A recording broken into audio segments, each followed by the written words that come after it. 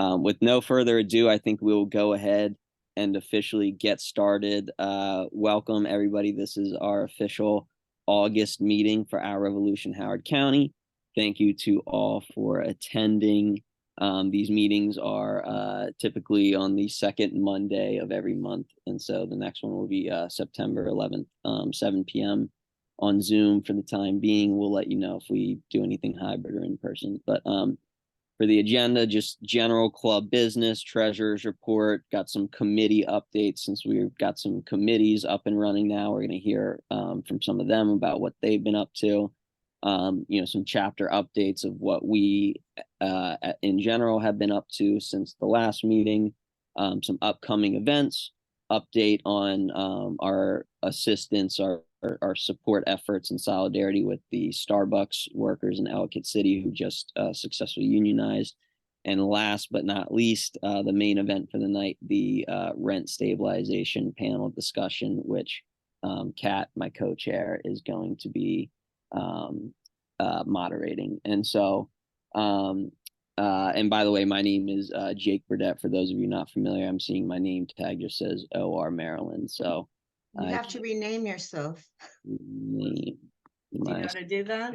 Yes, yeah, I got it. There we go. But yeah, I'm Jake Burdett. For those of you not familiar with me, I'm co-chair. Kat, my other co-chair, and just some ground rules right off the bat. The way that the Zoom works, especially with the recording for the YouTube video, is the camera will focus on whoever's talking or whoever Zoom is picking up audio from. And so if you're not talking, we ask that you please mute yourself. And then also for the panel discussion at the end in particular, we are going to have a Q&A section, an opportunity for people to make comments, or maybe they have a personal story they want to share about rent increases that they're facing right now, anything like that. So there will be an opportunity for that. But we just ask that people keep the comment or question relatively short because there's a lot on the agenda. The panel discussion itself will probably be a long time. So please keep your comments or questions for that portion to like maximum a minute or so.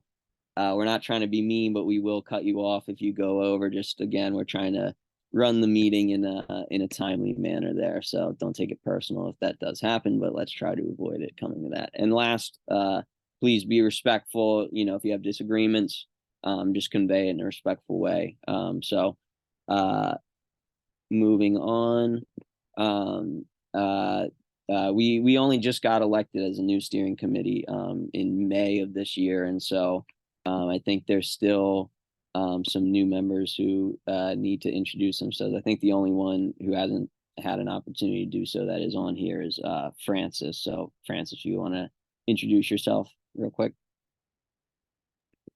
Hello, Francis Uy here, currently secretary, held various other offices as well. That's about it.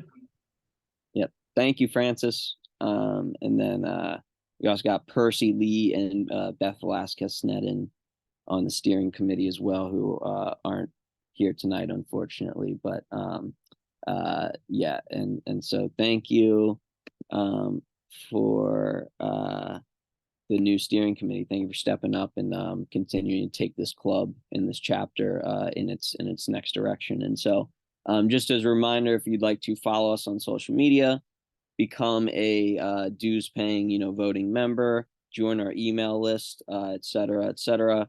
You could do all of that and more on our link tree, has links to all of that, or you can scan this QR code. Link is linktr.ee/Our Revolution HoCo. And so check us out there. Moving on, Paul, do you have an updated treasurer's report for us? Nothing really to update, except I'll try and be as brief as Francis, but I will not succeed. Bank account $1,460 held by ORMD for us, $283, about $35 cash on hand, a bunch of t-shirts that are wonderful, and that you can buy a wonderful book here also that we have a supply of by Bernie Sanders. It's only $8. I'll put my address and phone number on the chat if you want any of those. By the way, Diedrich, we're holding a T-shirt for you. That's the end of my report. Okay, so you said 1460. So it sounds like we got some more money from the previous month. Do you have the total by any chance? No, I can add I that. can. It's about 300, 400, 500, about $1,700 and change. Okay, thank you. Update that. Thank you, Paul.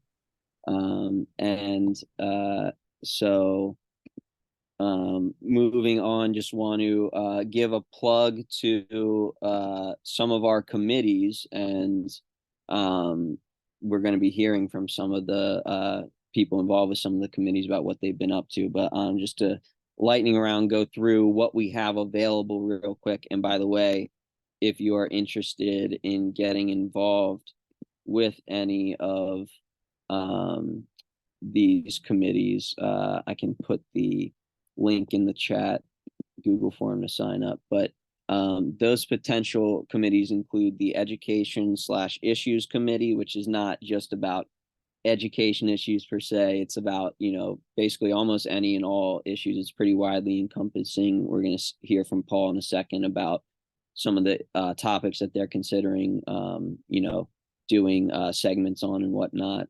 So there's that. There's the County Legislation Committee with Joan Pontius. We're going to hear from her later tonight. There's the Social Event Committee with Percy, just plans a monthly joint social event with us and Progressive Democrats of Howard County. There's the CA Board Watch Committee that is supposed to monitor and sort of report back to what's going on with the Columbia Association, anything that we should be concerned about. And also we have potential Village Board Watch subcommittees, and James Hubbard is our CA Board Watch guy. He's not here tonight, unfortunately. The State Issues Committee, which we currently don't have anyone on, but once the General Assembly starts in January, it might be helpful to have people there. Door knocking committee, social media committee, electoral committee, community visibility committee to sign us up at tabling, and other things. And by the way, Diana Lyles, Diana Thomas just asked me for the link to the Zoom right now. If you could please send the other Diana that Zoom link. Thank you. So those are our committees. And so I put the link in the chat if you're interested in getting involved with any of the ones that are already active, or maybe getting one of them active that isn't currently active. We would love your help there. It's a way to get involved with the club and keep us going, keep us active. So thank you for that. That's the general rundown. Again, consider signing up on the Google form. Moving on to hear from some of these committees that we just discussed. I'm going to hand it over to Paul. We've got some ideas locked and loaded for the rest of the year, and I think a standalone event that they're considering as well. So I'll hand it over to Paul. Yeah, very briefly, if you have your binoculars, you can actually read, or a magnifying glass, you might be able to read some of the educational options that we have on the screen. Most importantly, our 6-member committee meets on the Wednesday before our regular meeting. So we met last Wednesday, the 9th, we met, and we locked in, as Jake says, the next 4 activities for us that would overlap with our regular membership meetings when there isn't another burning issue that needs coverage, like next month, for instance, we have an important issue. So our first item, for instance, the next 4 is the current healthcare landscape. These are all in black. These are all short 15-minute presentations, so we can have and discussion. And they are put into this format so we can take care of other business during the regular business meeting, 15, 20 minutes. Number one, current healthcare landscape is locked in for our healthcare expert, Mark Dudzik, on October 9th. I may give a report on food as a human right in November, revisiting FDR's second Bill of Rights by Mark Goodland in December, and teacher unionism slipping into next year, what you need to know by Yvonne Basich. We're also discussing what we used to do a number of years ago before the pandemic.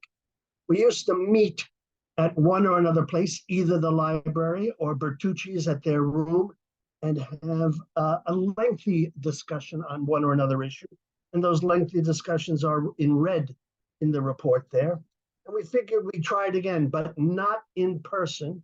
We would experiment to do this maybe in September or October after the meeting, maybe 2 weeks after the regular meeting, and we'd deal with the very first issue, the F word that everybody's throwing around, which is not that F word, but is the fascist F word, an understanding of what fascism or neo-fascism is or isn't.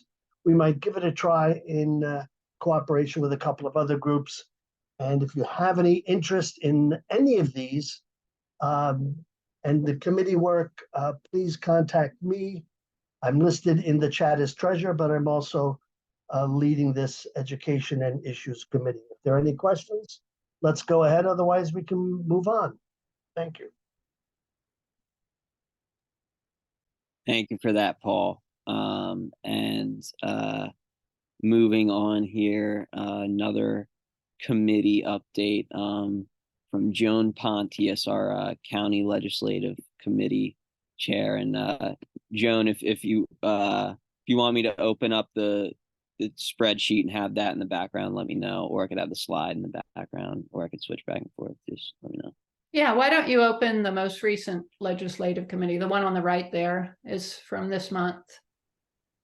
So my name's Joan Pontius. I ran for county council last election against David Youngman. He was the only Republican running for county council in District 5. And I didn't quite make it. We got 48%, but it was pretty good considering what a short campaign we had. I really registered at the last minute when I saw that he was running unopposed. So instead of him getting 100% of the vote, he got 52, which I think was pretty respectable for the campaign. And so as part of that, Jake asked me to keep track of the county legislation and prepare like a spreadsheet that's easy to view for people to see what's going on. And right now there's only 2 bills that are open. There's a council resolution, and wait a minute, this is so foggy. One is to adopt Howard County by design as the general plan, and that's been tabled. And then a second one is to allow BGE access to county property to update their polls and whatnot. So right now it's pretty slow. They are taking testimony to get feedback about Howard County by design. They're accepting that by email and also in person.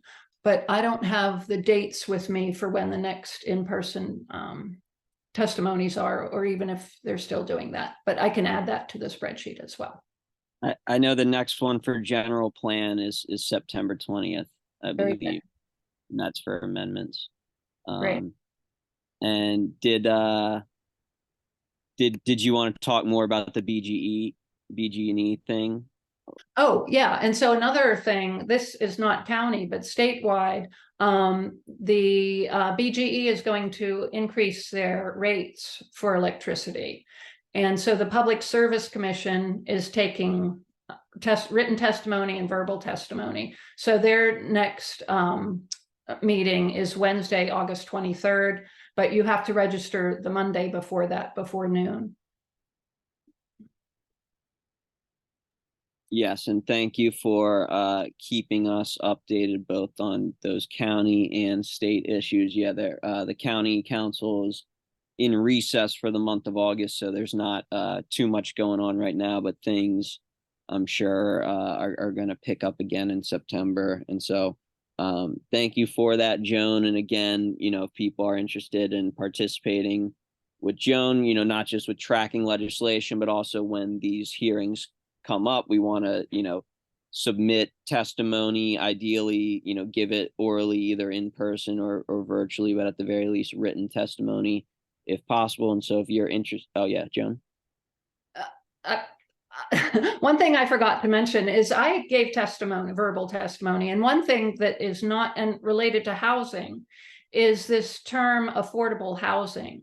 And it's very ambiguous because sometimes it means specific subsidized programs, but other people are testifying that we need more affordable housing, and they mean more generally, we need more housing that's reasonably priced. And at the testimony, there were even people who have vouchers. So they have affordable housing because they're part of this subsidized program, but then their landlord raises the rent $900. So it's not affordable to them anymore. They cannot attain that housing anymore. So my testimony was very specific about this term, that we need to be more clear about what we're talking about. Yeah, and thank you for doing that. And I got a slide on that a little bit more. A lot of us testified about, you know, quite a few different topics. I see Tanika's she wants to say something on that. Yeah, I just wanted to chime in real quick. And I'll go back to mute because I have the baby. But I just want to say, like, as far as I do agree, because like depending on who you ask, like the term affordable housing means different stuff to different folks, and oftentimes people automatically think, oh, vouchers or public housing, you know, kind of like for lack of better terms, I hate to say it, but the lower end of the spectrum, but that's really not really what it is. It's affordable housing, yes, for, you know, low income folks, but it's for your teachers, your firefighters, your officers. Generally speaking, the way HUD defines it, and that's the kind of the definition that we use in policy analysis, is the HUD definition, and that's just folks not paying 30% of their gross income to housing costs. Which can differ from one person to another depending on your income level and whatnot. You put your hand up again, or I was trying to make sure I lowered it. Did it go down?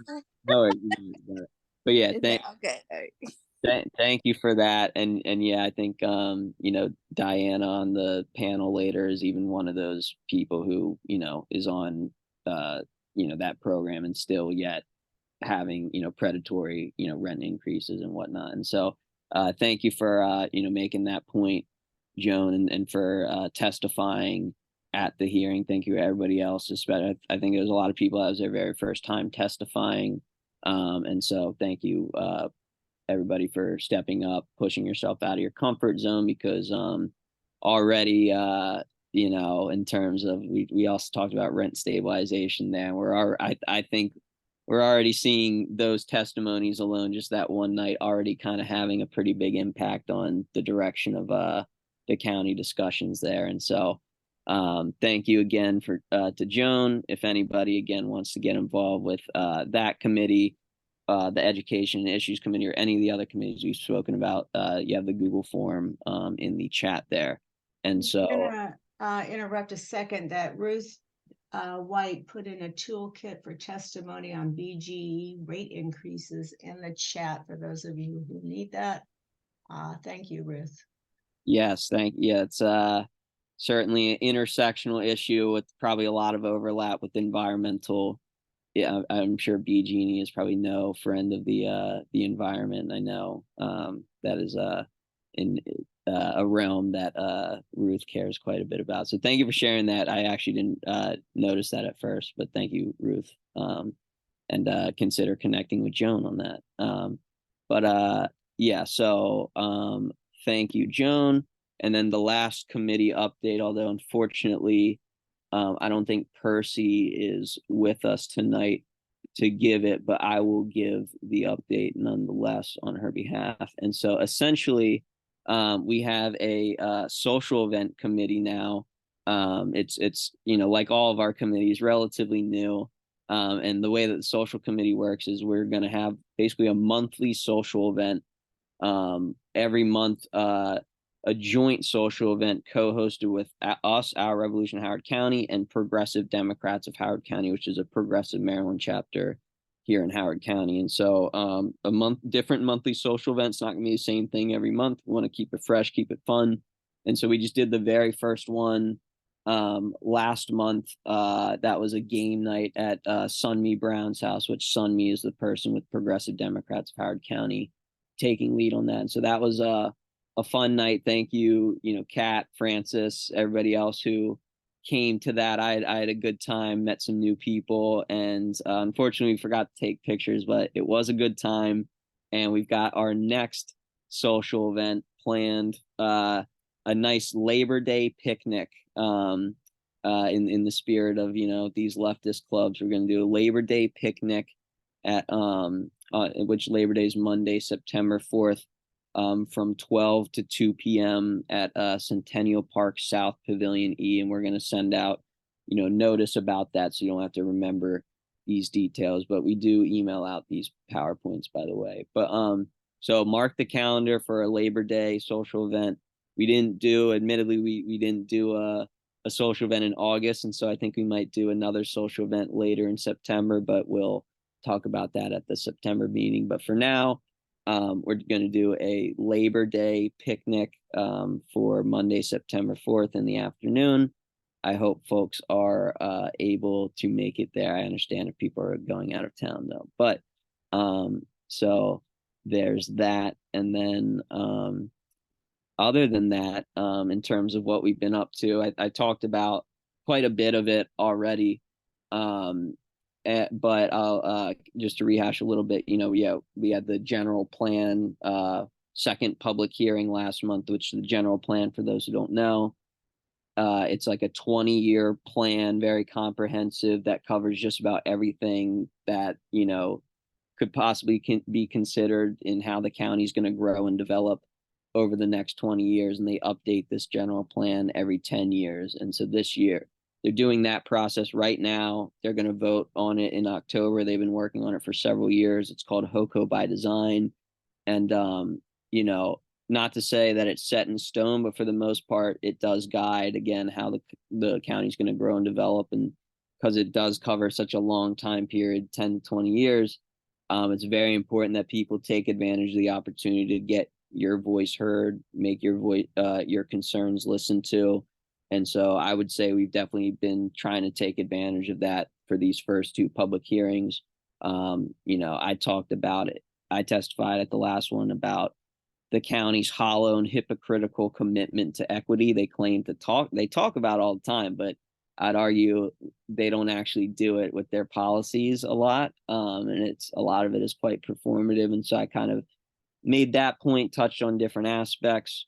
We heard from many of the tenants tonight talk about the necessity of rent stabilization in Howard County, and including Diana Lyles, who we're going to hear from on the panel tonight. And Sarah Pan, our intern for the summer, which I guess the summer's coming to a close, but she's been very great for us. I think she testified for her very first time at this general plan public hearing. She's just a high school student, but she gave a very good testimony on related to public schools. Sarah, I don't want to put you on the spot here, so if you're not comfortable, you don't have to do this, but did you want to talk about sort of what you testified about and what you thought about the experience as going through the testimony process for your first time?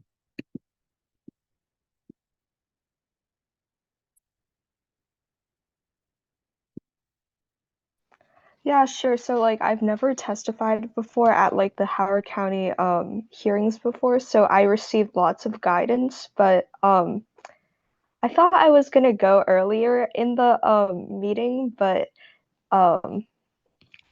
it was fine after waiting a bit. But basically I testified on how the general plan doesn't include enough protections for schools and doesn't adequately address overcrowding. And I'm not sure if I explicitly touched on this, but I basically tried to say that the APFO regulations should be tighter and to ensure there's not overdevelopment that affects schools.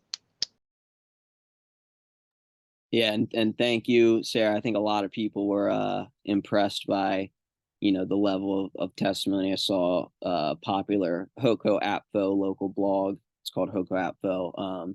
I think you know, credited that testimony. So thank you to Sarah and all the new people who stepped up and testified. I encourage other people. Again, September 20th is the next one. Still, you know, long ways away. And that one, it's going to be all the chapters of the general plan have now been testified on, and so now they're, you know, doing amendments before they vote on it in October. So on September 20th, it's the opportunity for people to give feedback on amendments or say, here's an amendment that should be added. And so we'll keep everybody in the loop, encourage people to go testify about, you know, not just rent stabilization, but other issues too. And so we also just recently did our very first door knock and outreach events for rent stabilization to start, you know, talking to tenants and people in the community, you know, start to, you know, organize them as we, you know, make this serious push towards rent stabilization here. And so the very last thing that we've been up to is we helped our friends over at Protect Our Streams gather over 1,500 petition signatures in less than 2 weeks to try to prevent what is a really harmful project to that would really hurt Centennial Lake. And I won't go too much into the technical details because it's a whole can of worms in and of itself, but I put the petition link in the chat, and I encourage people to sign it if you haven't. Again, over 1,500 petition signatures in less than 2 weeks, because this stream restoration industry is anything but. It's basically a complete scam. So I encourage people to check that petition out. So last thing or two before we get to the rent stabilization panel is want to just promote some upcoming meetings. Every other Monday night, including this Monday night tonight, Our Revolution National, the national organization that we're of course part of, they have like a national organizing call, and they do have one tonight. It's 8:30 p.m. Eastern Standard Time. So 8:30 p.m. is usually around the time when these meetings end, or maybe our meetings end a little bit before 8:30. And so if you want, you can just wait for this meeting to end and hop right on the national call if you'd like. And then another upcoming event, although I wish, I don't think Martin's with us yet. He should be getting on in just a minute or two, but he's got Martin Mitchell, and he'll introduce himself more because he's one of our panelists. He'll introduce himself on the panel, but he's currently on the Laurel City Council, and Laurel is an interesting place in that the city council only covers Laurel parts in Prince George's County, but it also intersects with Howard County and other counties. And so he's on the city council in Laurel now. He's running for mayor right now, which I think the election is soon, like later this year, 2023. And so he's having a fundraiser here in Howard County just 3 days from now, August 17th, from 5:30 to 7:30 p.m. at Bus Boys and Poets. I think I may even be a speaker there because I've known Martin for a long time and supported him when he first got elected on the city council. And I think there may be another Howard County council member or two speaking there as well. And so unfortunately, I don't have the link to like purchase a ticket or anything yet, but I will try to include that in the follow-up email after this meeting. So there's that. There is our friends over at Progressive Democrats of Howard County. They have their monthly meeting last Mondays of the month, and so that happens to fall on Monday, August 28th at 7 p.m. also on Zoom. And I'm not sure what their topic is this month, but wanted to promote that. And then of course the Labor Day picnic that I already talked about for the social committee on Labor Day, Monday, September 4th, 12 to 2 p.m. Centennial Park, South Pavilion E. And again, we will send out notice and a more formal invitation for that as the date approaches. And so very last thing to talk about before we kick it over to the panel, and hopefully Martin joins us in these last 5 minutes or so here. But we've been updating everybody for a couple months now, basically since we got elected as the new steering committee. Over in Ellicott City, the Starbucks location there on Route 40, those workers have been in the process of unionizing. They're trying to be the first store in Howard County to unionize. So we are supporting them throughout that effort over the summer. And then last month in July, they actually had their union vote, and they voted successfully 12-7 to unionize. And so we've already updated you all with that. And so because that happened last month, they decided to recently host a little celebration event, so to speak. And so they encourage people to just show up in solidarity, just like the first couple events. And so that was just the weekend before last. And so you could see a few of our members in the picture there: Carla, Eric Miller, and Yvonne over in the bottom left there. I'm sure Paul is next to her. I attended as well. And so thank you to everybody who showed up to that and has been supporting the Starbucks workers, over the last couple months. Paul, correct me if I'm wrong, but I think now they're in the process of negotiating their first union contract. They and about 300 other stores, all independently and all in a union busting fashion. Yes. Okay. And maybe 360 stores around the country. And management refuses to sit down and negotiate seriously. And so what's the end goal? Is it like if they don't reach a contract in a certain period of time, like does the union have to restart or something? Not under this law. That is to say, the management is not forced under a certain period of time to negotiate in good faith.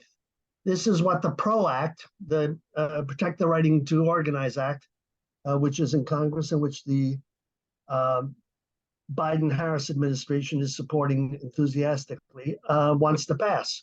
But it won't pass the House of Representatives. It has passed, and it's a real difficult situation. They're not forced to come to terms. So we can discuss this. If anybody's interested, there's my email and my telephone number in the chat, and we can get on to business now. But as Jake says, we'll keep folks informed on the supporting potential among our sisters and brothers at the local Starbucks. Yeah, and thank you for that insight there into the process and the national outlook on things. Kat, did you want to say something?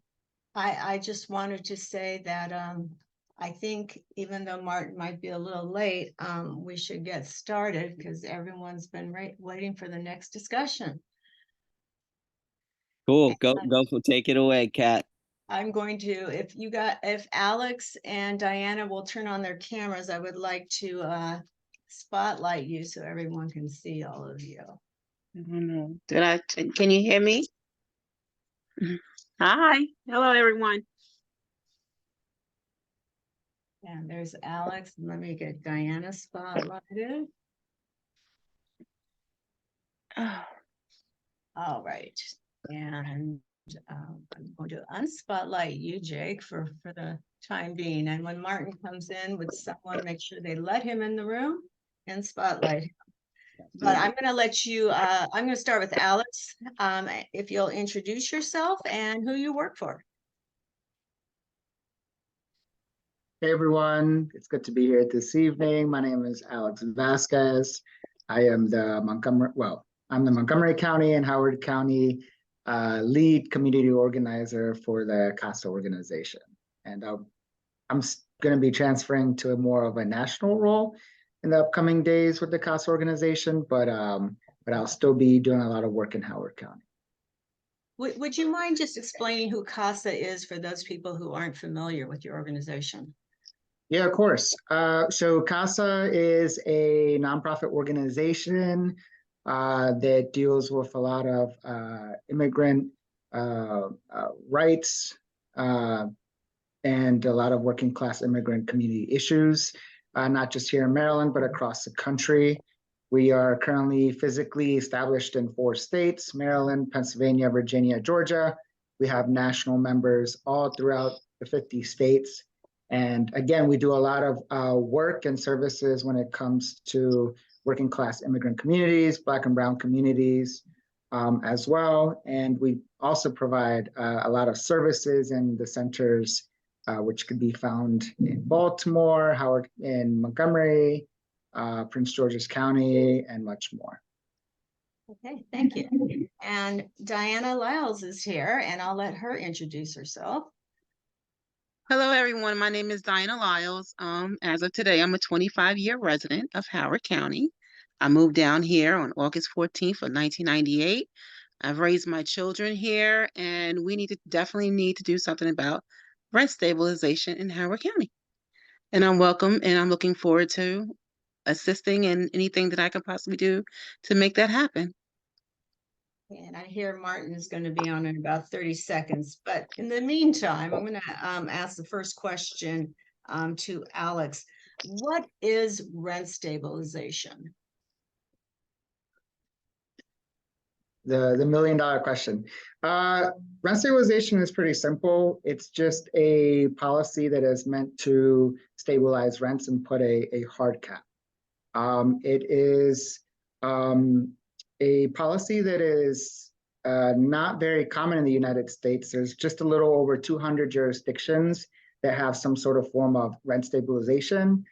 Sometimes you may hear it as something called rent control, right? But simply put it, right, it's just a measure put into place in order to cap rents from exceeding a certain percentage. So that's the $1 million question, but I'm going to go to Diana right now. It said many people might question rent stabilization if it's really needed in a wealthy county like Howard. What is your reaction when people suggest that there's no need for rent stabilization in Howard County? Well, my reaction is this.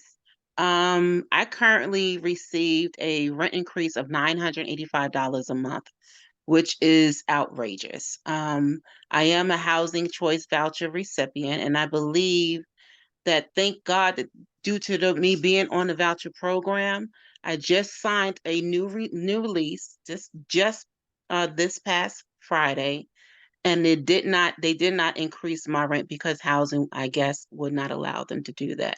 So thank God that I had those measures in place, but I feel for everyone else who does not have those type of resources. And in order for people to be able to live here and afford to live here and be comfortable here, having outrageous rent hikes like this needs to have a cap on it, period. People are not going to be able to afford to live here with these outrageous rent increases of $900, 36%, 58%, 70%. It's ridiculous and it needs to stop. Thank you.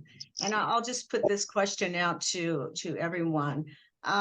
What sorts of people tend to be against rent stabilization, and what are the main ones that typically will fight against this? Well, I think a lot of landlords and developers are usually against any type of rent control, rent stabilization policy.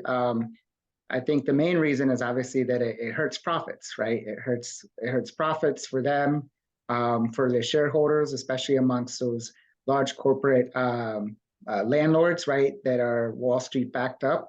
And so those are usually the traditional people who are up against any type of rent stabilization measure.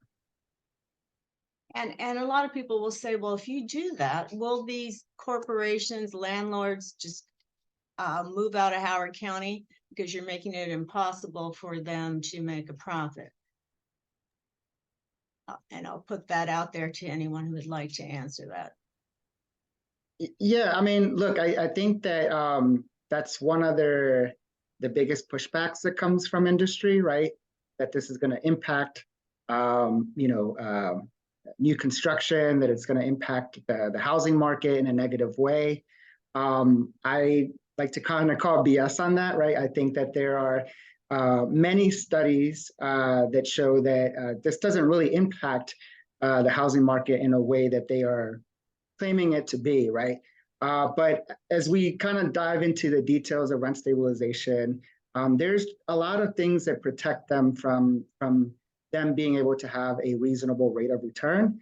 And so again, you know, if you're looking at other jurisdictions that already have this policy in place, you'll see that it has a very minimal impact when it comes to new construction. But when we're talking about deeply affordable housing that needs to be built in order for people to be able to live where they are, a lot of it doesn't come from private development. Okay, thank you. And Martin is here, Councilmember Martin Mitchell, who did try to pass rent stabilization in the city of Laurel. What advice would you give to elected officials in other jurisdictions like Howard County who are considering introducing a rent stabilization bill? So I would say a few things. One, you know, rent stabilization, we did try to pass it here. Casa, they were instrumental, and they have a force in the Laurel community now moving forward because people saw what they tried to do on housing. And I think that it was important that we didn't give up the fight. Like many of those same people, you know, that were disappointed in Laurel, that, you know, didn't receive the bill from leadership that they wanted, they went to the county council and they advocated there. They went to Mount Rainier to support their efforts as Mount Rainier became the first city to in Prince George's County to get rent stabilization. And so like what I would say to other elected officials is like, you know, please listen to the will of like your community and, you know, the residents that live there.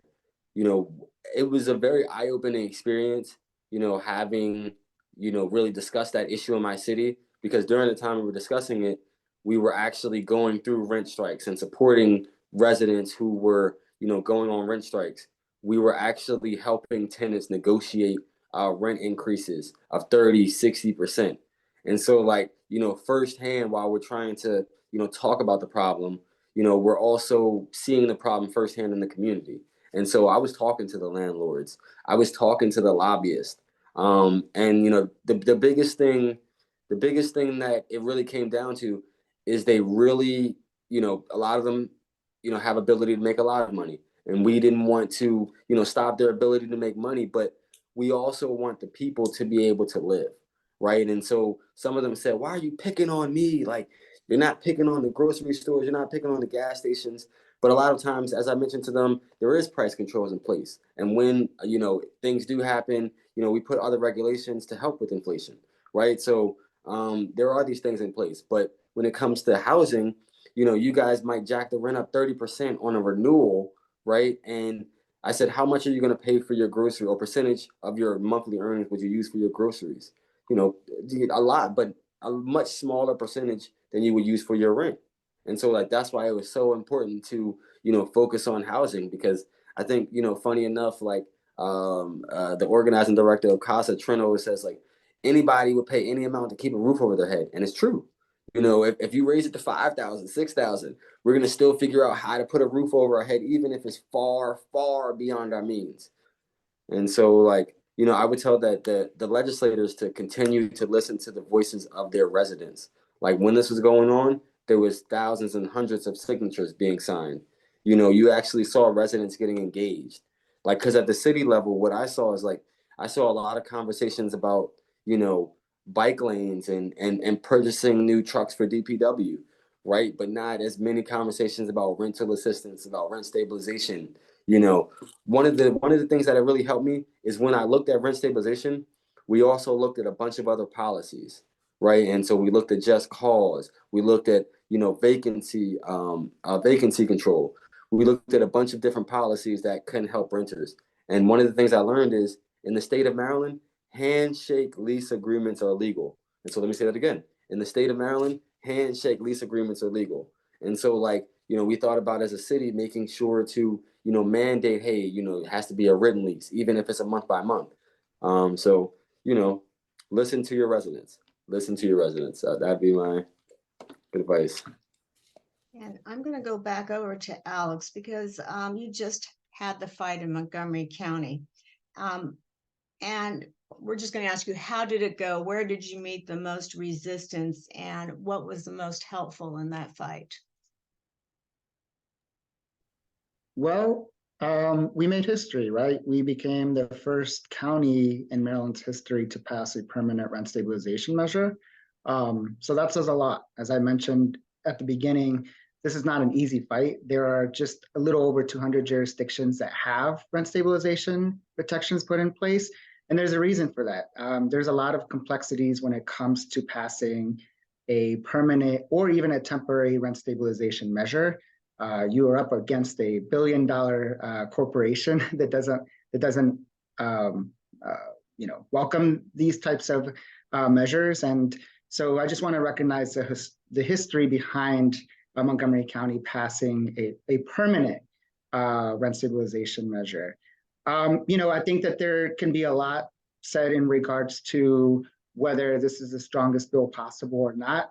I think time will only tell what areas could have been strengthened, what areas were successful.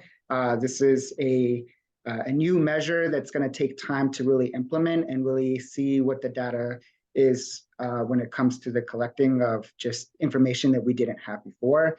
While there are a lot of great studies out there, there's a lot of studies that are missing, a lot of information that we often don't get when it comes to rent stabilization policies across the country. So I do want to point out just some successful components of the bill. Obviously, the main important one is the percentage cap, right? This legislation is a 3% floor plus CPI with a cap of 6. And some of you are probably confused, like, what does that mean, right? I think the most important part is a cap of 6, and for the ability for the cap to fluctuate to a lower percentage when inflation is at its lowest, right? We also have a form of vacancy control, which is very important in this piece of legislation. Vacancy control protects the unit and the tenant.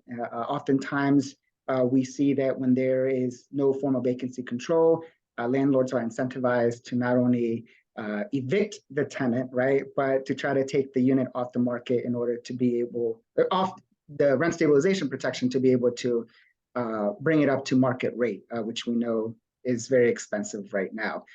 We have protection against miscellaneous fees, right? During our temporary rent stabilization in Montgomery County, we saw landlords starting to get creative with fees and trying to go around this temporary rent stabilization protection during COVID. And so we ensured that we had protection against that. And most importantly, the amount of people that it covers. We believe that this bill will end up protecting hundreds, if not thousands, of renters in Montgomery County. We have nearly 400,000 people who rent in Montgomery County. You have to remember Montgomery County is a county that's slightly above 1 million people. So that is a lot of renters. And while not everyone will be covered by this legislation, right, it excludes municipalities that have their own form of government and they would need to pass this. There's a lot of people who were included in this, especially a lot of vulnerable renters, which we know are traditionally Black and Brown and immigrant community renters. Thank you. So when you're talking about municipality, are you talking about the city of Rockville? Yeah, so we're talking, I mean, the big heavy hitters are the city of Rockville, the city of Gaithersburg. We know those two cities are the most diverse cities when it comes to population and renters. And there are other municipalities a lot smaller than those two. The only municipality that has a form of rent stabilization, as we know, is Tacoma Park, and they've had rent stabilization for quite some time. And they actually have their own form with a different percentage and different criteria. So the one that just passed in the county, obviously, is not applied to Tacoma Park because they have their own form of it. Okay, thank you. I'm going to go back to Diana right now. And because you talked about housing vouchers, would you say that tenants on the voucher program could also benefit greatly from rent stabilization?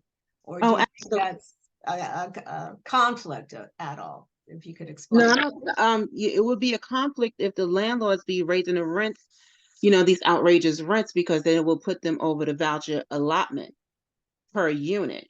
So for an example, they raised my rent up to $3,600 a month, and my voucher was only up to $3,400 a month. So it would have been over what the voucher allowed me to rent. So thank God that did not happen. But other individuals who are on a voucher program or who is not on a voucher program and don't have these type of resources, what are they going to do? So no, I think it definitely will conflict, because once again, these prices that they're raising the rents to, far as 36%, 58%, and even 60% is really ridiculous, and it needs to stop. So I hope I answered your question. Yeah, but one follow-up. Do you think the Housing Commission are currently providing adequate protections for them against these rent increases? I would hope so. I would think so. But the communication needs to be more improved. Once again, I still don't know how this happened. I did, Deb Young office did reach out to me again today to find out if I did hear from housing, which I did not. And I basically informed him, what transpired on Friday evening, which was just less than 3 days ago. And I've been waiting since, I think, May on an answer. So, I'm glad to finally get an answer. However, I still don't know how this happened. So I think that Housing Commission definitely needs to, prep up or step up their communications with the individuals who are receiving vouchers, as well as, I don't know how the other program works, but Tanika, she knows more about that than I do. But yes, I do definitely think it'll be a conflict. Okay, thank you. You're welcome. Now we know that Montgomery County had a pretty long struggle with getting this passed, and it's considered one of the more progressive counties in Maryland. What do you think? Do you think it will be harder to get this passed in Howard County? Why or why not? Any opinions on that from any of you? I'll let Martin go first. So Montgomery County had, an uphill battle. I went to, a lot of their hearings. I didn't speak, but I was an observer. I did speak at the press conference sometimes, try to, rile them up. But I think that Howard County, might have some issues, but I remain hopeful, because I was told that the county executive is coming with a bill. So I remain hopeful that the county executive is having the conversation, and he's not running away from the stabilization word. So that's positive. And what I'm worried about is sometimes when you see like the chief executive rushing to present legislation, sometimes I look at it as like, this bill is too weak. But since it was the first bill presented, it might have some legs, and but so I'm worried about that. Like, I do want to make sure that you guys have a bill that is centered around the community, and also helps people continue to make a living, right? Continue to have a business, but not making it off of the back of the residents that are there. Because truth be told, the landlords, the developers, they don't care if they gentrify your community, if people have to move out. A lot of the landlords in which I had met didn't actually live in the community where they owned property. And so, it was a lot of residents being displaced. So I think that Howard County, could have an easier time, but hey, you had 2 other counties do it, right? So I think that you can always fall back and say that, Prince George's and Montgomery County have accomplished it. And so now in Howard County, we have to. And can I just add in, Kat, as Martin said, it is doable, right? We already had 2 counties that did it. But I just really want people to understand that this is a very tough fight. And if it happened in Montgomery County the way it happened, right, I think the good thing, right, is that we got all 11 council members to go on record and say, yes, we need a form of rent stabilization.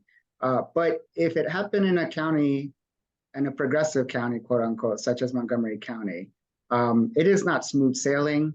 Again, we have to remind ourselves that we're up against a billion-dollar corporation that will spend billions and invest a lot of resources to ensure that rent stabilization doesn't come to a local jurisdiction. So it's definitely going to take a lot of people power to get this across the finish line. There's going to be some major hurdles that are going to come your way, right?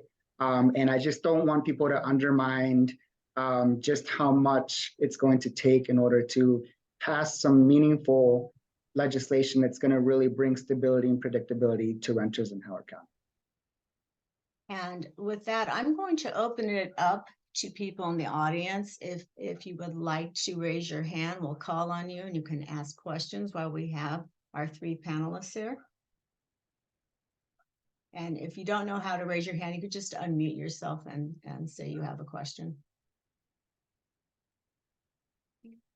And I know Tanika's probably in here and probably wants to add something, but oh, I see a hand. Cassandra Harper.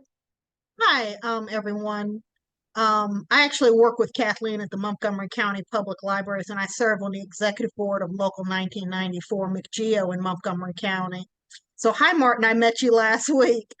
But I have two questions. One, are many of these landlords out of state, like they're large corporations, multi-state corporations that are not located or even based in Maryland?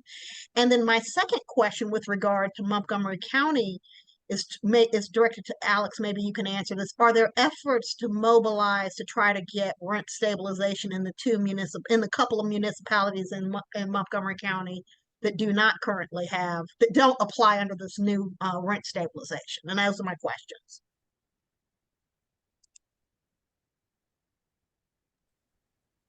Well, I will let, of course, Alex answer that second part, because I think I think that their bill, that's how it would have differed from Prince George's in some regard, because I know that, the municipalities are still included under the temporary one we have right now. And so I know that they passed a permanent bill. We have to come back in Prince George's and pass a permanent bill. They had a work group meeting actually today. And so the work group will make recommendations to the council at the end of that year. I would say that one of the things that I realized during the rent stabilization fight was when I found out how many of the landlords lived out of state, but also a lot of the single family homes were being purchased by people who live out of state, and like some of them were foreclosures, and then so they would either just sit on the property. A lot of them wouldn't rent out this property, and so that of course also causes the lack of housing in a lot of the areas we see, so that is something that we should be working on. We should address, making sure that we don't have as many out-of-state landlords that aren't maintaining their property, aren't renting out their property, and just causing more of a housing scarcity. Yeah, and we have experience with this. Casa is part of a group called Renters Rising, which is a national, I guess you could call it, tenant association that fights housing injustice throughout the country. There are a lot of corporate landlords in the area. I could show you a list of hundreds, if not thousands, of these landlords who are, as I said earlier, are backed up by Wall Street, right? And their main mission is to make profit. And unfortunately, that's at the cost of, Black and brown communities, where they will drive up rates, kind of suck you out dry, right? Evict you, and then on to the next tenant. And so, and as Martin pointed out, a lot of these are also houses, right? To our surprise, but a lot of houses as well. Yes, there are current efforts right now in both the city of Gaithersburg and Rockville to bring a permanent rent stabilization measure. During the last few days, I think the day or two before the final vote, the city of Rockville and the city of Gaithersburg council and mayor both sent out letters to the overall county council essentially not supporting rent stabilization, making the cause for them not to support it as well.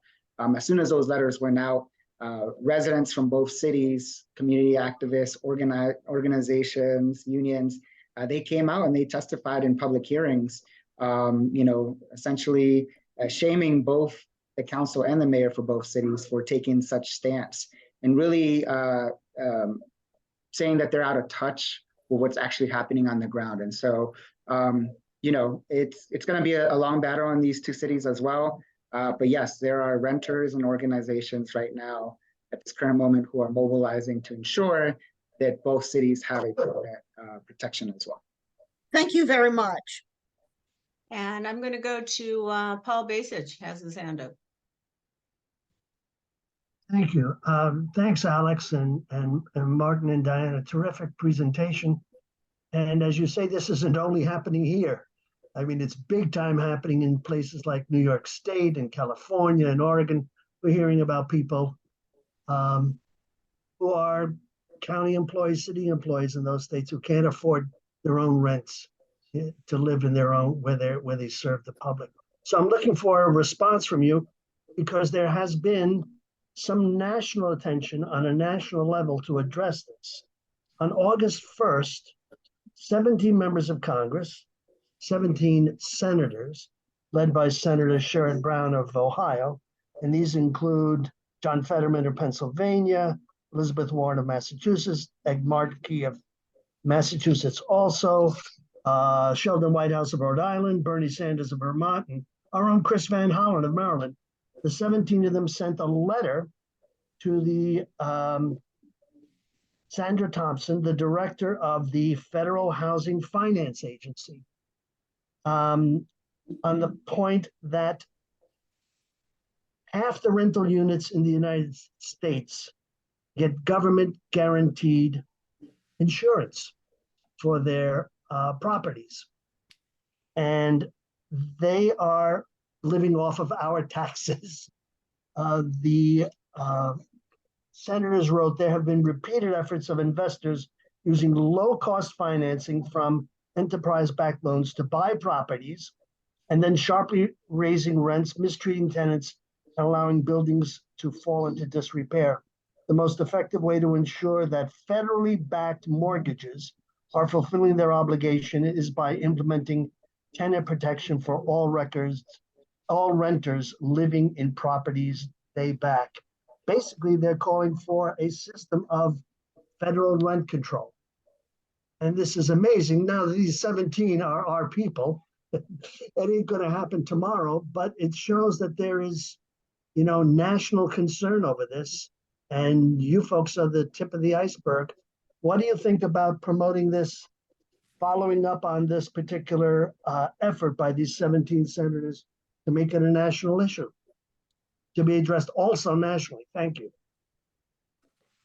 I would love to do so. I know that, I've been on calls with, the organizations of the federal government, and, rent control necessarily isn't, a conversation that they love. And I've been joined by, Selena Benitez. And so she actually passed rent stabilization. And so she was able to talk about how her city got involved and, how it's going to impact her residents moving forward. And, her community is not going to be gentrified, at least not as quickly. It might still be gentrified at some point, but at least not as quickly. And so I would love to advocate at the federal level, be right there next to Casa with the red shirts on Capitol Hill, testifying. Absolutely. So, count me in, and I saw somebody say that Baltimore City is going to start advocating. Let me know where the protests are. Let me know where the rallies are. I'll be there. We can phone bank. If we got to meet with landlords, let me know. I am there.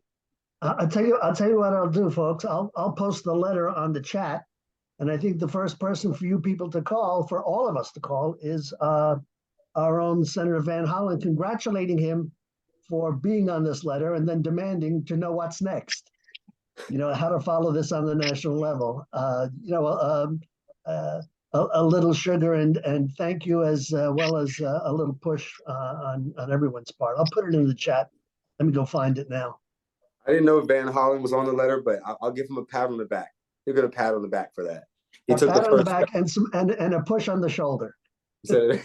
about what we all need to do next. Thank you.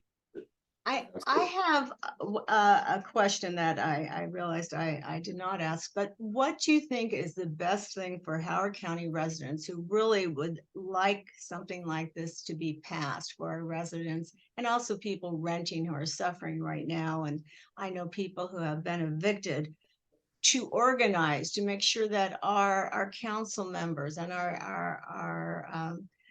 and Calvin Ball understands this is something we really need. What do you think is the best way to organize? For me, creating those spaces and where people can gather and you can invite those elected officials, right? Like, you know, in Laurel and in Prince George's, we found safe spaces like the Boys and Girls Club. They let us hold an annual, or not an annual, a monthly meeting. So we invited housing advocates from across Prince George's County, across the state. We've even had people coming from Virginia, you know, to join some of these meetings. And so like just starting, you know, with a few organizations in Laurel, we were able to grow the coalition to like 20 or 30. And I'm sure that's something similar that happened in Montgomery, because by the time I saw their coalition list, it was long, you know, because there's some people who will start with you early in the fight. And then there's some people who would see the fight and they will just join on, right? And they might be your partners in other legislative ideas. So I would say like, just find a space, pick a date, you know, say we're gonna meet here for an hour, 2 hours. And then from there, you're gonna need to like, make sure you have the experts. There were several experts in which we work with. And my favorite, I'm sure you guys will meet her. Her name is Trom Wong. And Trom, she's from Policy Link. So when we started the conversation at the city level, I had already communicated with this policy advisor for a long time. I had already talked to the city council people in Minneapolis who worked to pass this law. What's working, what's not working, you know, and then looked at other cities in which it passed, talked to some of their elected officials. A lot of times when it comes to politics, it's not about reinventing the wheel, right? It's about making sure we do the research, making sure we do the due diligence, and making sure we really have the community's input as we move forward. And so, you know, set up those community spaces, have that Howard County Housing Coalition, and I'll come. You guys got that Owen Brown Faith Center, right? So I went there last year for the housing conference, and I'll be there again this year. You know, set up those spaces. Yeah. And Kat, I just want to note that I think that there's already steps being taken, right? You know, thanks to Jake and some other people that are on here, trying to essentially replicate the blueprint in Montgomery County, right? Which is build people power, build tenant power, right? We had to build one of the largest coalitions that the county has ever seen outside of the Fight for 15 in order to get this legislation through the finish line. This is an issue that impacts a lot of people, a lot of organizations, a lot of unions, a lot of faith groups. It's an issue that people connect well with, right? I don't think you'll find anyone that doesn't agree that the rent is too damn high in Howard County and across the region and across the country. So it's an issue that a lot of people already have, unfortunately, common cause with, right? Everyone's rent is too high. And it's just a matter, as Martin said, you know, coming together, finding that space in order to organize and ensure that you are putting pressure on even some of your most progressive leaders in the county council and the executive government, because again, we're up against a huge billion-dollar corporation. And it looks like I have one more question in the audience. Ian Miller. Yeah, hi, thanks, Kat. So I'm in from Baltimore County. I think Baltimore County and Howard County are kind of like similar in that there aren't like smaller local municipalities within like the larger county. Like, right, like Baltimore County doesn't have any local municipalities. And like we've seen that like you mentioned, like Rockville, Laurel, like smaller areas that you can get those first kind of wins, and then it helps build momentum. And I know that like Prince George's County and more progressive infrastructure and more of that people power that's been built. But I guess like as far as like start in areas where you can't build that sort of like get those smaller wins like before progressing to like the county level measure, I don't do you have any like tips on where to start? Because I think it just depends on the political makeup of where your county is looking like in the municipalities. So for example, in Montgomery County, we don't have any political support in both municipalities, the city of Rockville and the city of Gaithersburg. We had some at the county level, and so that's why we chose to start this county-wide versus the municipalities, right? Because we just didn't have the political power or people that wanted or had the political will to get this across the finish line. We had to heavily involve ourselves in the latest election to elect people who support rent stabilization. And I think that we elected enough people to get this across the finish line. And I'll let Martin talk a little bit about Prince George's County is the complete opposite, right? They had their wins first at the municipality level because they had political power and will at those levels, but they may not have it, well, not yet, right? But just as strong as the one at county-wide. So Martin, I don't know if you want to talk about Prince George's. So the different perspective in Prince George's and in Montgomery County, and I'll be fair, the county executive in Prince George's County was forced to support rent stabilization, right? Was forced to support rent stabilization. You know, it's not the elephant in the room. They were forced to support rent stabilization because, for one, we all knew they had higher aspirations, and then two, they had a progressive block of the council which was pushing rent stabilization. And so, it was in the kind of the vein of like, I'm going to get with the program. I'm not going to get with the program, right? Like, am I going to, not support something that a lot of the residents would support and the council supports? Like, is that a smart decision? So no, the county executive supported it. And, they had a couple asks as far as concessions. In Montgomery County, it was a little bit different. You had council members who were doing a great bill, and then you had council members that were doing a landlord favored bill, and then you had the county executive that was like, oh, that that landlord bill better not pass because I'm gonna veto it. And so you had the county executive who was pretty strong on rent stabilization from the get go, and so like they knew that that landlord friendly bill would have an issue, and so they came to a compromise.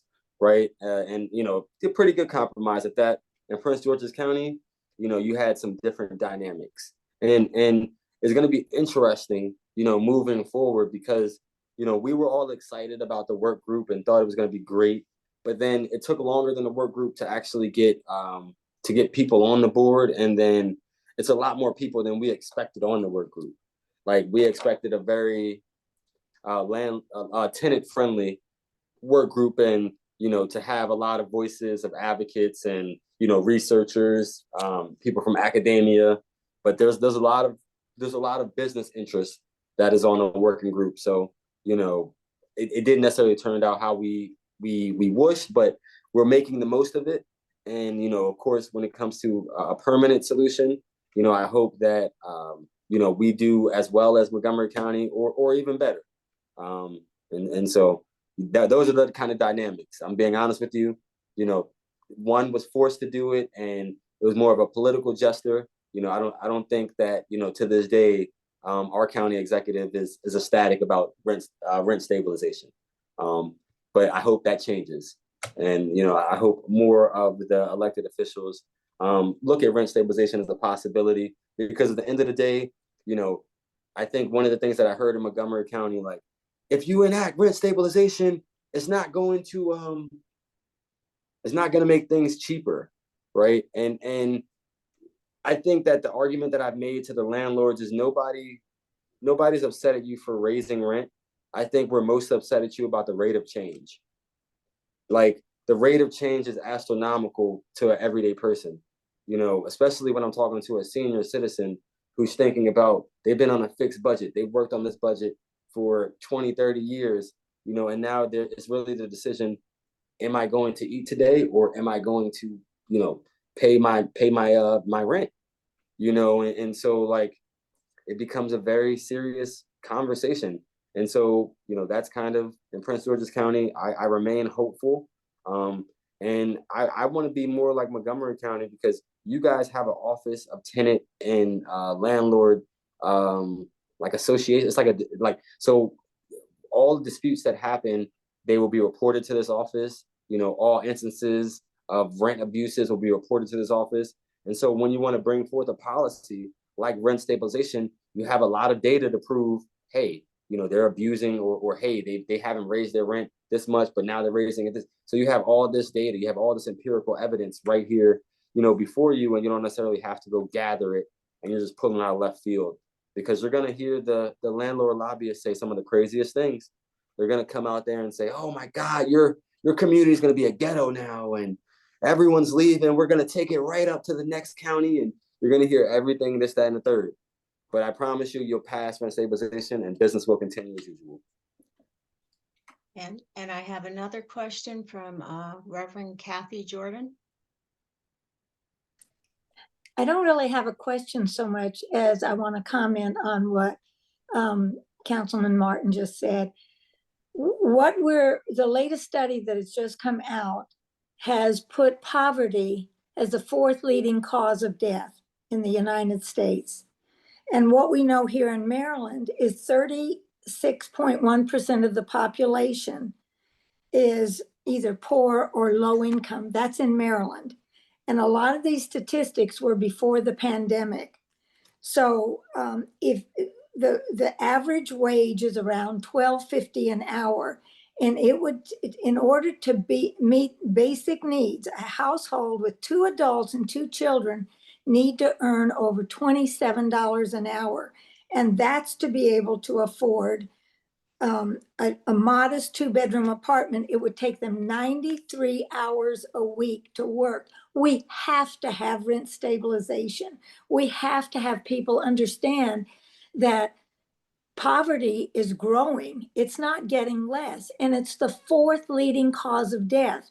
And that comes from, poverty causes poor health. Poverty causes evictions. Poverty causes these things. And I think that also has to be stressed when we talk about the importance of rent stabilization. Thanks. I agree. And I don't even know, what was her name again? Reverend Kathy Jordan. Reverend Jordan, you hit it on the nose, because a lot of times we don't talk about the socio-economic effects of rent stabilization, right? We don't talk about, kids that are able to continue going to the same school because they're not displaced several times a year, because their parents are just trying to, do what they can, and the rent keeps going up, right? And stories like that. We don't talk about the fact that I work with a lot of food pantries in Laurel, and a lot of them have said that, like, you would think that the need, has decreased for food and food insecurity, but the need has only gotten greater. The need has only gotten greater, and they don't necessarily have as many resources, right? And so, yeah, I speak to what Ms. Jordan said. Those are the things that we don't always think about, so. Yeah. I guess it's about 8:23. I wanted to give, first of all, thank Diana, Alex Vazquez from Casa, and Councilmember Mitchell, but I wanted to give Councilmember Mitchell a little, a minute to plug his event that's happening at Busboys and Poets out here in Columbia and Howard County. I appreciate it. Howard County is one of my second homes. As people know, Laurel touches 4 counties. It's in Prince George's County. It adjoins with Anne Arundel, Montgomery, and Howard County. And so on Thursday, I will be at Busboys and Poets, 5:30 to 7:30, for a fundraiser. As you know, I'm a progressive candidate, so I'm not accepting money from developers. I'm not accepting money from the big landlord corporations. I'm accepting money from people who are going to help me change the community and revolutionize not only Laurel, but the communities that touch Laurel and all throughout the state. And so, like, I think of myself as, time 5:30 to 7:30. I think of myself, someone as a local leader, and I've been making changes locally, like, of course, with the rent stabilization and now collective bargaining. But I'm someone who wants to use my voice outside of the city as well. And I've done that before. And, I want to say in the housing aspect, watch out for just cause, because we're going to be fighting for just cause law at the state level. And so we want to make sure that as we continue to pass these rent stabilization laws at the local level, that we have just cause at the state level. So people just aren't evicted, or their leases aren't renewed, for no silly reason, right? And so 5:30 to 7:30, Busboys and Poets, Columbia. And the guest speaker will be your own council chair, Christiana Rigby. Yeah. Oh, interesting. And do we need tickets or can we just show up? So I think my assistant is on, at least maybe she dropped off, but I'll drop the link in the chat because I saw her on here earlier, but I'll drop the link in the chat. Like, you can buy your ticket in advance, drop a donation, or just come, donate at the door. For the most part, just come on by. Even if you have $5 in your pocket, we still want you to come on by. As I tell people, like, donate what your heart and your wallet can allow, but don't let that be an obstacle for you not to come out and to engage in the movement, because it's going to take all of us. Right. Thank you. And I wanted also to just do a little shout out for those of us who have been door knocking, showing up at the farmers market and trying to reach out to renters in our community. And I know Jake was out there last week and I was out there. Diana came out. My husband Francis came out. We can use all the help we can get for people talking to people who are suffering under huge rent increases and may get displaced. We don't want to lose our residents in Howard County just because they cannot afford the increases. So please contact, and you can contact Jake, you can contact me. Jake, do you want to put our information in the chat? You can reach out by email, you can call me, I don't care, anyone, you can give my cell phone number out. And we can use all the help, especially if you are bilingual in English, Spanish. I really could use you as well. Bilingual in any language, really. I met a lot of people from different African countries at the farmers market. So any kind of help in the community we could really use. Because as you know, Jake, when we organize, we win. That's right. So that's the Our Revolution motto for those who don't know. Yeah. Okay, I'm gonna say thank you to our panelists and give it back over to Jake.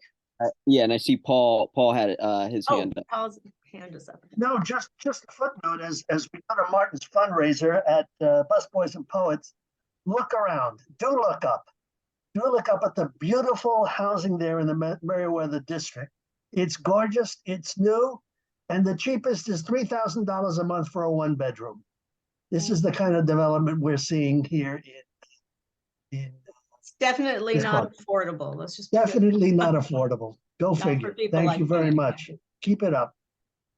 Yeah, and I just put the link to purchase tickets or just to donate in general to Martin's campaign. It's very important, in my opinion, that we get him elected. I knocked doors for him for city council when he first got elected. It's only like 15-20 minutes away from us, and so I think his election's later this year, and so not too far away. And so thank you, Martin. And to Paul's point, the expensive luxury apartments in downtown Columbia that they're trying to build a lot more of in the upcoming general plan, that's one of these exemptions we have to look out for, that they're going to try to put in to water down the rent stabilization bill. They're going to say rent stabilization, but not for new units that are being built, not for new construction. They're exempted for the first X number of years. I think it was in Montgomery County, it might have been 23 years. And so we have to make sure that, we either get no exemptions or limit the amount of exemptions so that when they build these new apartments, the rent stabilization applies to those tenants too, because as we know, they're already starting out expensive. And so, yeah, so thank you, Paul, for bringing that up. Thank you to all of our panelists. Thank you, everybody. Please go purchase a ticket for Martin's thing. Hopefully I'll see you on Thursday. And other than that, see you all maybe at the social event September 4th, Labor Day. If not, next meeting September 11th. Take care, everybody. Have a good night. Thank you. Good night.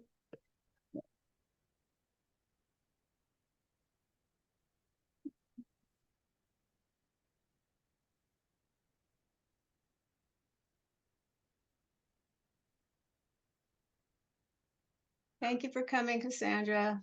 Thank you for coming, Judy. Yes, thank you, everyone. Mary even came. I didn't think she would be able to make it. No, she's on. Yeah, no. Thank Yeah. you, Francis.